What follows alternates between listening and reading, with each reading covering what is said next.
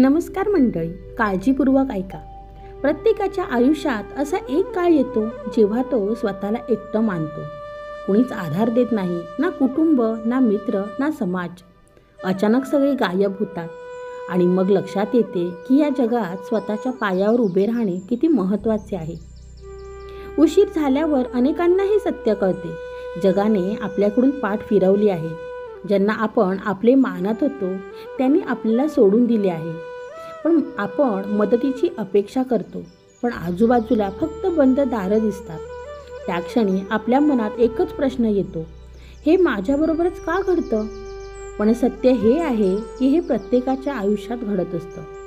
फरक फक्त एवढाच असतो की काही लोक तुटतात तर काही त्या अंधारातही स्वतःमध्ये प्रकाश शोधतात. जोपर्यंत तुम्ही स्वतःचा आधार बनत नाही तोपर्यंत या जगात कोणीही तुमचा आधार बनत नाही. स्वतःच्या बळावर जगायला शिका, नाहीतर हे जग तुम्हाला विसरेल. या जगात लोक बलवानांना सलाम करतात आणि दुर्बलांना विसरतात. जर तुम्ही मित्रांवर किंवा इतरांवर अवलंबून राहिलात तर जग एक दिवस तुम्हाला जिवंतपणे विसरेल. पण जर आजपासूनच स्वतःच्या बळावर जगायला शिकलात तर हेच जग उद्या तुम्हाला आदर्श मानेल. कल्पना करा, एक बाळ पहिल्यांदा चालायला शिकतं तेव्हा ते पडते, रडते, पण तरीही पुन्हा उभे राहतं. कित्येकदा पडतं पण अखेरीस आधाराशिवाय चालायला शिकतं. आयुष्यही तसंच आहे.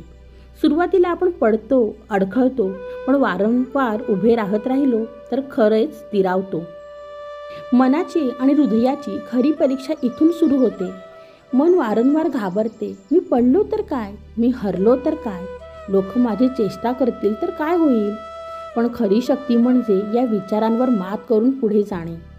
जोवर आपण स्वतःची काळजी घ्यायला शिकत नाही तोवर कोणीही येऊन आपले आयुष्य सुधारू शकत नाही. मानसशास्त्र देखील सांगतं, स्वावलंबन हा मानसिक आरोग्यात सर्वात मजबूत आधारस्तंभ आहे. ज्या क्षणी आपण स्वतःच्या सुखदुःख, निर्णय आणि जबाबदाऱ्यांचे स्वामी बनतो त्याच क्षणी खरी शांती मिळते. जे लोक इतरांच्या मान्यतेवर जगतात ते आतून नेहमीच कमकुवत असतात. कोणी स्तुती केली की ते आनंदी, कोणी टीका केले की ते दुःखी. पण जे स्वतःचे निर्णय स्वतः घेतात तेच खरे शांत आणि स्थिर राहतात. अशा लोकांना जगाची टिंगलटवाळी डळमळीत करत नाही. शांत मन हेच खरं सामर्थ्य आहे. हे सामर्थ्य भावनिक गुलामीपासून मुक्त करते. स्वावलंबन म्हणजे कोणीच आपल्याला सोडून जाऊ नये म्हणून चिकून राहणे नव्हे, तर कोणी गेले तरी आपण स्वतःला सांभाळू शकतो ही जाणीव होय.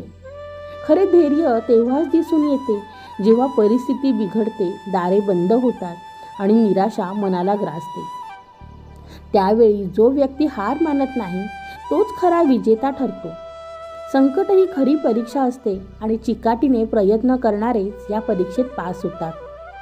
लोखंडाला आगीत टाकल्यावर त्याला आकार दिला जातो. सोने भट्टीत टाकून शुद्ध केले जाते.